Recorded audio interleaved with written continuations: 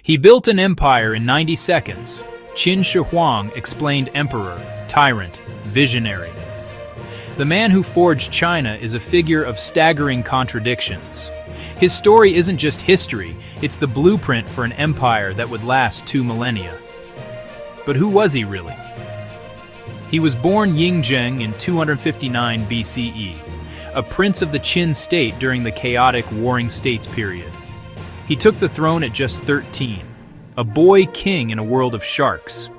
He was a prodigy, but his early reign was overshadowed by a suspicious family tree and the powerful regent, Liu Buwei. Rumors swirled that Liu Buwei, a wealthy merchant turned prime minister, was not just his mentor, but his biological father. But Yingzheng was no puppet. By his early 20s, he had masterfully outmaneuvered his rivals, exiling Liu Buwei and seizing absolute power. His ambition was clear: to end the centuries of division and conquer all under heaven. From 230 to 221 BCE, he unleashed the formidable Qin army.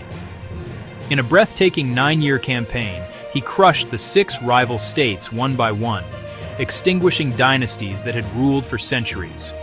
He stitched the fractured lands of China into a single, unified empire. To mark this unprecedented achievement, he invented a new title, Huangdi, combining the words for sovereign and God-King. He was no longer King Zheng of Qin. He was Qin Shi Huang, the first emperor. But conquering was the easy part.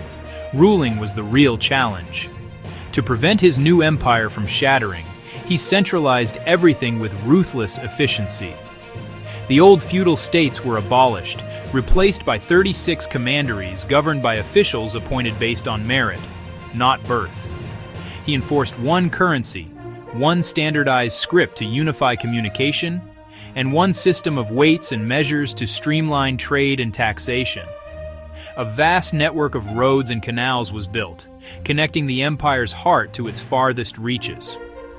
The philosophical engine behind this radical restructuring was legalism, a doctrine that prized strict laws and absolute state control above all else. There was no room for dissent. He crushed it. To silence opposing ideas, he ordered the infamous burning of books, destroying philosophical and historical texts. He reportedly punished hundreds of scholars, burying them alive to make his point. To defend his northern border from nomadic Xiongnu tribes, he ordered the existing defensive walls of former states to be linked and expanded. This monumental undertaking, built by hundreds of thousands of laborers, laid the seeds of what would become the Great Wall. Yet his grandest project was for the afterlife.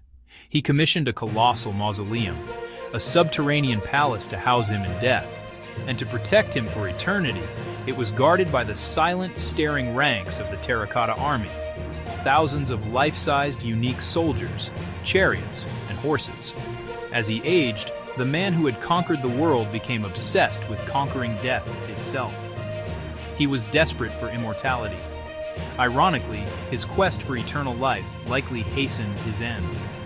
He swallowed elixirs prescribed by his alchemists, many of which contained toxic mercury.